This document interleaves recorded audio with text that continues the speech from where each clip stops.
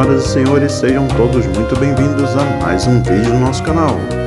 Meu nome é Renato e gostaria de trazer aos gentis amigos mais um vídeo da série Revival, que são vídeos que você talvez não tenha assistido. No vídeo de hoje, vamos voltar a 1960, rever a inauguração de Brasília e outros fatos que ocorreram neste ano. Sejam todos muito bem-vindos!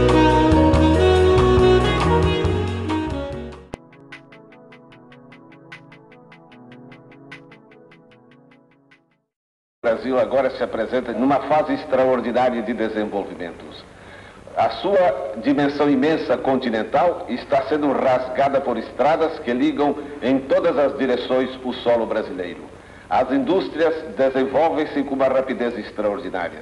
A indústria siderúrgica, a indústria de automóveis e agora um movimento pioneiro que abala toda a nação, leva para o coração do Brasil um centro de cultura e de civilização que será amanhã a nova capital do Brasil, Brasília. Brasília vai incorporar ao território brasileiro mais de 6 bilhões de quilômetros quadrados. Vamos construir uma nova nação?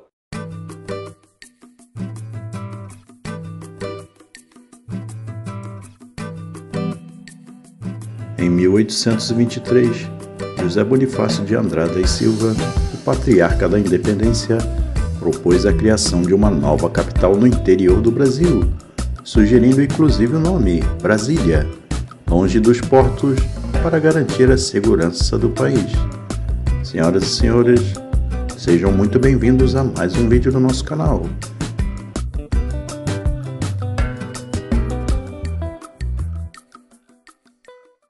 Em 1955, era delimitada uma área de 50 mil quilômetros quadrados, onde futuramente se localizaria o atual Distrito Federal. A construção da nova capital teve início em abril de 56, no comando do então presidente da República, Juscelino Kubitschek, com a criação da Companhia Urbanizadora de Nova Capital, a Nova Capi, sob o Projeto-Lei 2874, onde o governo lançava o edital de concurso público para a construção do plano piloto. Lúcio Costa foi o vencedor do projeto urbanístico, que partiu do traçado de 2 eixos cruzando em ângulo reto como sinal da cruz. Um destes eixos leva às áreas residenciais, sendo levemente inclinado, dando à cruz a forma de um avião, e o outro denominado monumental, com 16 quilômetros de extensão, abrigando os prédios públicos e os palácios do governo federal. Os projetos arquitetônicos ficaram a cargo de Oscar Niemeyer, um dos maiores arquitetos que já tivemos no país. Os candangos, nome dado aos primeiros habitantes da nova cidade, comemoraram ao lado de Oscar Niemeyer, Israel Pinheiro, Lúcio Costa e Juscelino Kubitschek, os principais responsáveis pela construção de Brasília. Com relação aos carros, para contar a história da fundação de Brasília, é obrigatório passar pela Caravana da Integração Nacional. Tratou-se de uma viagem bolada pelo Major José Edson Perpétuo para enaltecer a engatinhante indústria automobilística nacional, formalizada 4 anos antes através do GEA, Grupo Executivo da Indústria Automobilística, órgão responsável pelos estímulos à produção local.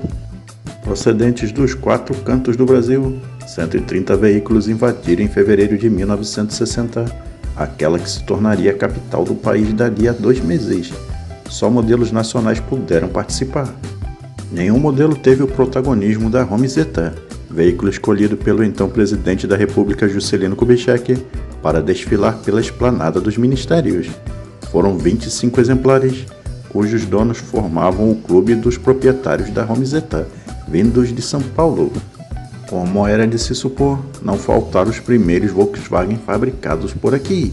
A Kombi havia saído da então nova fábrica da Volkswagen, em São Bernardo do Campo, em 2 de setembro de 57. Sem muitas alterações, seguiu até 76, quando avançou a segunda geração. Agora vamos conhecer outros fatos marcantes do ano de 1960, no Brasil e no mundo. No dia 27 de fevereiro, protestos da população negra dos Estados Unidos contra a discriminação racial espalham-se pelo sul do país e provocam conflitos e prisões em várias cidades. O filme Ben-Hur, com o ator Charlton Heston, conquistava 10 estatuetas do Oscar, um recorde, no dia 5 de abril de 1960.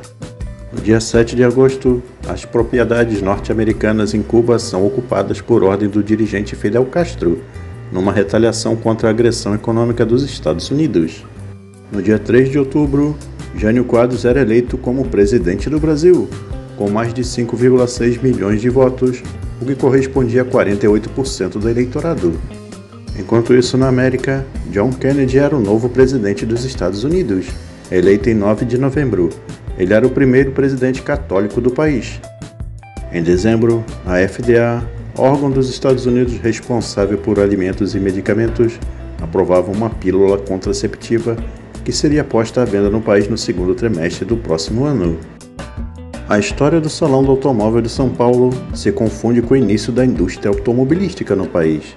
A primeira amostra foi montada pela Alcântara Machado Feiras e Promoções, com patrocínio da Associação Nacional dos Fabricantes de Veículos Automotores, Anfávia, que aconteceu em 1960.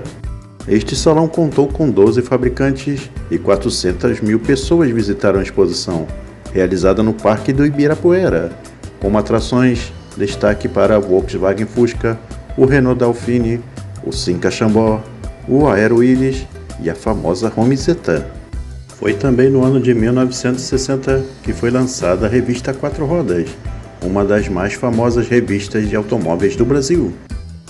Em dezembro de 1959, o presidente Juscelino Kubitschek desfilava em pé a bordo de um Volkswagen conversível e inaugurava assim oficialmente a fábrica da Volkswagen na Via Anchieta, em São Bernardo do Campo.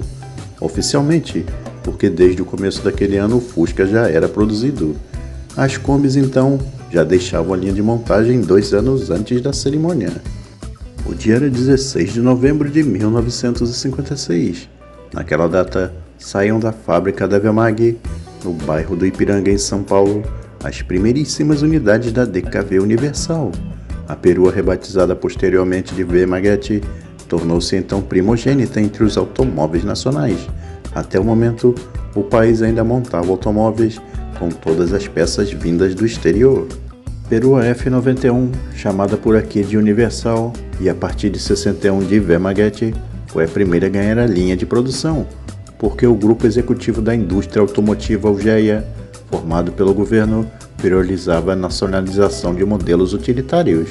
Nesse ponto, vale lembrar que o país ainda era desindustrializado, uma malha viária extremamente precária.